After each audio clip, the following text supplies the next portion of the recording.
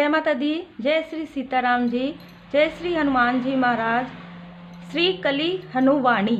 हम आगे देख रहे हैं जल कन्या का जो अध्याय है उसमें उर्वा के सपने के बारे में। आगे हम देखते हैं, किसी ने झपट्टा नहीं मारा, कोई नहीं गुर्राया। जब अगले कुछ क्षण संपूर्ण मौन में बीते तो उसे अपनी त्रुटि का भान हुआ। कहीं ऐसा तो नहीं था कि उसने सहायता के लिए बड़े हाथ को सांप समझ लिया था। कौन हो आप और क्या चाहती हो? उसने उत्तर दिया, उत्तर की अपेक्षा से नहीं, यह जानने के लिए प्रश्न पूछा कि वह अलौकिक कन्या वहीं पर थी या चली गई थी। मैं आपको वहां पहुंचा सकती हूं जहां पर आते जाते जल यात्री कदाचित आपको देख ले और आपकी सहायता कर दे। उत्तर मिला। उर्वा मौन रहा। उसके सुन्न मस्तिष्क ने तर्क दिया, यदि यह कन्या कोई मायावी राक्षस है तो भी चट्टान पर पड़े पड़े दम तोड़ने से अच्छा है तीव्र मौत मरा जाए। मतलब काफी कंफ्यूजन में वो थे, है ना। वह चट्टान के किनारे पर पुनः आ गया। नीचे झांककर कन्या को देखने का उसे साहस नहीं हुआ, परंतु वह दो शब्द मुख से निकालने में सफल रहा। कौन हो आप? यूं समझ लो कि मैं आपकी तरह एक अभागी आत्मा हूँ, समुद्र की गहराइयों में फंसी प्रतीक्षा कर रही हूँ कि कोई मुझे मुक्त करे। कन्या ने इतने उदास स्वर में उत्तर दिया कि उर्वा के मस्तिष्क ने उन शब्दों को समझने की चेष्टा नहीं की। उत्तर के अंत में कन्या ने संभवतः गहरी सांस छोड़ी तो उर्वा को लगा कि वह सुबक रही थी। अब उर्वा से रहा नहीं गया। उसने दोनों हाथ चट्टानों के किनारे पर टिकाकर अपना सिर बाहर निकाला और नीचे देखा। उसकी आंखें कन्या की निर्मल हरी आंखों से मिली तो उसके मन से भय और संकट के सभी विचार वाष्प की तरह उड़ गए। चट्टान पर पेट के बल लेटकर उसने अपना हाथ कन्या की ओर बढ़ाया और बोला, चलो ऊपर आ जाओ। कन्या के कोमल हाथ उसके हाथ से मिले तो तुरंत कुंडली बन गई। यह समझ नहीं आ रहा था कि किसने किसका हाथ थाम रखा था। उर्वा ने कन्या को ऊपर खींचने के लिए बल लगाया।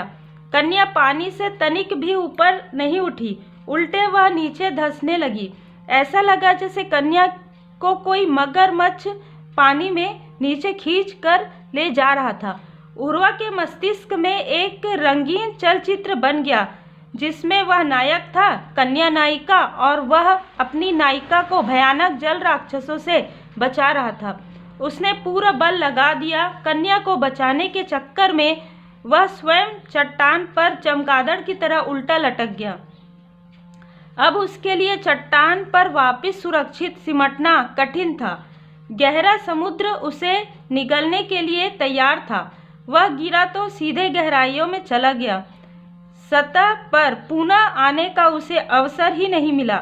जितने हाथ पैर मारता उतना ही गहराई में जाता। श्वास रोक कर रखना भी असंभव हो गया। जब उसने श्वास भरी तो ऐसी भरी कि घड़े जितना पानी सीधे उसके तन के भीतर घुस गया। ऐसा लगा जैसे कोई मायावी राक्षस उसके नथनों से होकर उसके पेट में घुस गया हो। मतलब इतनी गहरी सांस उन्होंने भरी। राक्षस भी ऐसा जो घुसने के पश्चात उसके तन को भीतर से चीरकर बाहर निकलने को आतुर था। पता नहीं राक्षस निकल गया था, भीतर ही मर गया। कुछ क्षण पश्चात सब कुछ अचानक सामान्य हो गया। वह अभी भी गहरे पानी में था, परंतु पानी हवा जैसे लग रहा था। वह मछली की तरह पानी में सहज अनुभव कर रहा था। ऐसा लग रहा था जैसे वह पानी में तैर नहीं रहा था, अपितु हवा में उड़ रहा था। वह अकेला नहीं उड़ रहा था, उसकी पीठ पर एक कोमल हाथ था जो उसकी उड़ान की दिशा तय कर रहा था। वह हरी आंखों वाली कन्या उसके पार्श्व में उड़ रही थी। वह उस कन्या का बंदी था। उसने जल कन्या की ओर प्रश्नात्मक दृष्टि डाली तो कन्या ने उसे रिक्त दृष्टि से देखा। इससे पहले कि वह निर्मल चेहरा उसे पुनः अपने मायाजाल में उलझाता, उसने देखा कि वह कन्या साधारण कन्या नहीं थी, वह एक जल कन्या थी। उसकी आधी देह मनुष्य और आधी देह मछली की थी। उर्वा को अब सब समझ में आ गया था। उसने स्वयं की देह के निचले भाग को अनुभव किया तो पाया कि वह भी आधा मछली हो गया था। अब वह मानव नहीं, जल मानव था। उसके मस्तिष्क में पूरी पहेली का हल निकल गया था। जल कन्या ने उसे फंसाया था। जय श्री राम। नहीं, उसके मुख से अनायासी नाटकीय भाव से शब्द निकले, आप मेरे साथ ऐसा नहीं कर सकती। जल कन्या के चेहरे पर कोई भाव नहीं आए। उस निर्मल चेहरे की एकाध मांसपेशी में केवल तब तनाव आया जब उसके बंदी ने स्वतंत्र होने की चेष्टा की और उसे अपना कोमल हाथ बलपूर्वक अपने बंदी की कमर पर रखना पड़ा। अपने बंदी को पूर्णतः काबू में करने के पश्चात भी जल कन्या के चेहरे पर विजय अथवा प्रसन्नता के भाव नहीं थे। वह पूरे रास्ते में उदास व रिक्त सी दिखाई दी। जब वह अपनी रानी के दरबार में पहुंची तब भी उसने उदास स्वर में ही उर्वा को प्रस्तुत किया। वह बोली, हे जल मानवों की महारानी, मेरी ये भेंट स्वीकार कीजिए। वह परंपरा जिसका मैं गर्व से एक भाग हूँ सदा संपन्न रहे। जल कन्या ने महारानी को प्रणाम किया और तैरते हुए बाहर के द्वार की ओर बढ़ी। इस बीच जल मानव बन चुका उर्वा उसे घूर कर देख रहा था। जब जल कन्या द्वार से बाहर निकलने ही वाली थी, उर्वा चिल्लाया, आप झूठी, कपटी और मक्कार हो। आपने मुझसे छल किया है। कुछ ही घंटों में उर्वा ने अपनी नई पहचान और नए जीवन को स्वीकार कर लिया था। कम से कम वह जीवित तो था। विशाल समुद्र के बीचों बीच मरने से तो अच्छा था उसका यह नया रूप और नया संसार। जल मानवों के राज्य में उसे एक महल आवंटित किया गया था जो हीरे मोतियों से जड़ा था।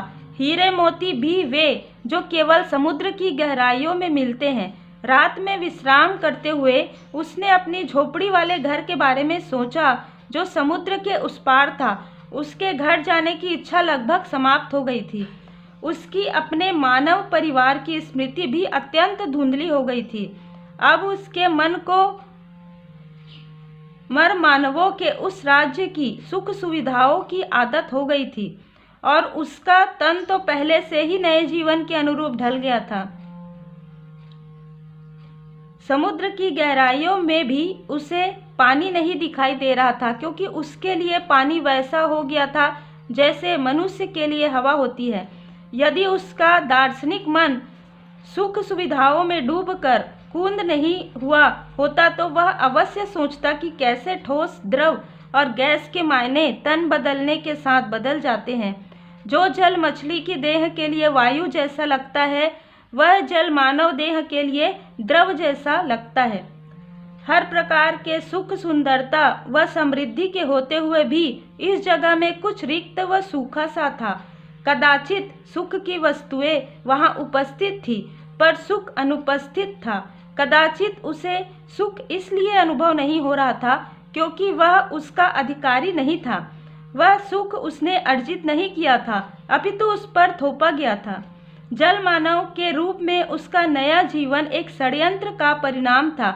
सुंदर जल कन्या ने उसको फंसाया था। उस जल कन्या के बारे में विचार आते ही वह अपने दांत पीसने लगता था। उसे क्रोध आता था।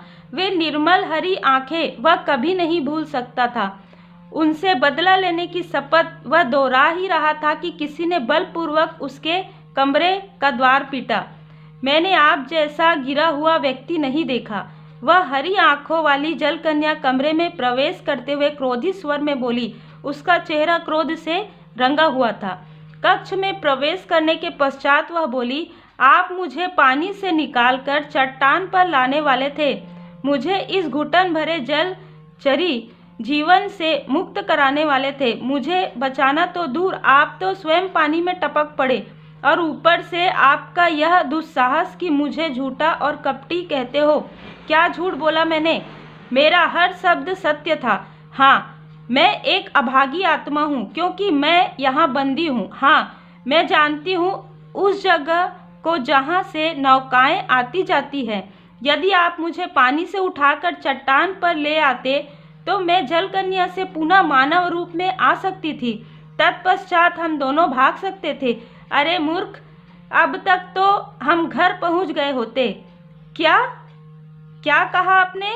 क्या पुनः मानव बनना संभव है? वह अपना नवस्फुटित उत्साह छिपा नहीं पाया। वह बिस्तर से उठा और कक्ष के दूसरे कोने की ओर तैरा, जहां पर वह जलकन्या क्रोध से लाल हुए खड़ी थी। क्रोधित अवस्था में भी उसका चेहरा निर्मल और निष्कपट लग रहा था। जैसे ही उर्वा जलकन्या के समीप आया, वह उससे ऐसे दूर हट गई जैसे उर्वा किसी संक्रामक रोग से ग्रस्त हो। कक्ष में रहकर उर्वा से जितनी दूर जा सकती थी गई और दूर वाले कोने पर पहुंच गई। क्रोध में उसने हाथ में एक सजावटी गेंद उठा ली थी। गेंद को उसने ऐसे दबाया जैसे वह फेंकने के लिए अपनी पकड़ दृढ़ कर रही हो। गेंद तो उसने फेंक कर नहीं मारी, परंतु तेज शब्दों का आक्रमण जारी रहा।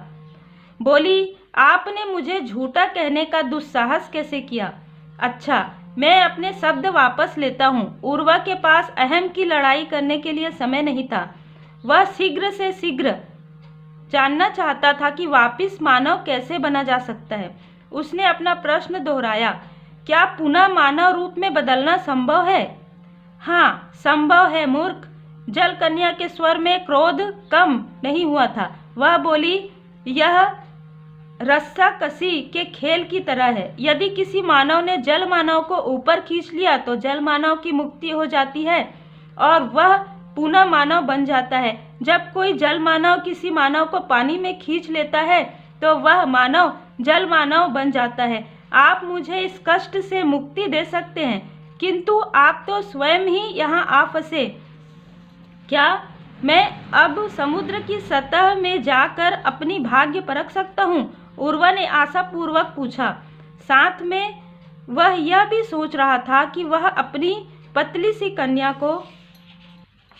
इतनी पतली सी कन्या को ऊपर क्यों नहीं उठा पाया था। क्या कन्या की सुंदरता ने उसके मन को विचलित कर दिया था? जो कन्या तब अलौकिक सुंदरता की देवी लग रही थी, अब साधारण कन्या ही लग रही थी। क्या आपको तनिक भी भान है कि आपके साथ क्या हुआ है? जल कन्या ने घृणा की दृष्टि डालते हुए उर्वा से पूछा। या यहाँ की चकाचौंध ने आपके मस्तिष्क को धो डाला है? हे मूर्ख प्राणी, आप अभी अभी जल मानव बने हो, अर्थात आप इस जल संसार के शिशु हो। अभी अभी पैदा हुए हो आप यहाँ। अभी आप समुद्र की सतह पर जाकर अपना भाग्य नहीं परख सकते। जब आप यहाँ के वयस्क हो जाओगे तब आपको अवसर मिलेगा। उस अवसर का प्रयोग करके या तो आप स्वयं मानव बन सकते हो या किसी मानव को जल मानव बनाकर यहाँ ला सकते हो। एक अवसर, केवल एक। उसने सजावटी गेंद को बलपूर्वक नीचे दे मारा और दांत पीसते हुए बोली, मेरा अवसर आपने नष्ट करवा दिया। कहाँ कुछ देर पहले उर्वा उस जलकन्या से प्रतिशोध लेने की प्रतिज्ञा कर रहा था और कहाँ अब उसके मन में सहानुभूति उमड़ रही थी। उसने पूछा, तो क्या यहाँ के सभी जल मानव पहले मानव थे? देखिए दोस्तों, यहाँ पर हमेशा ऐसा होता है कि स्पिरिचुअल जर्नी में जब आप बहुत उच्च लेवल में रहते हैं तब आप किसी को अगर अपने बराबर में लाना चाहते हैं या आप उनको कुछ ज्ञान देना चाहते हैं, यहाँ पर इस तरीके की जो है यहाँ पर लग रहा है मुझे।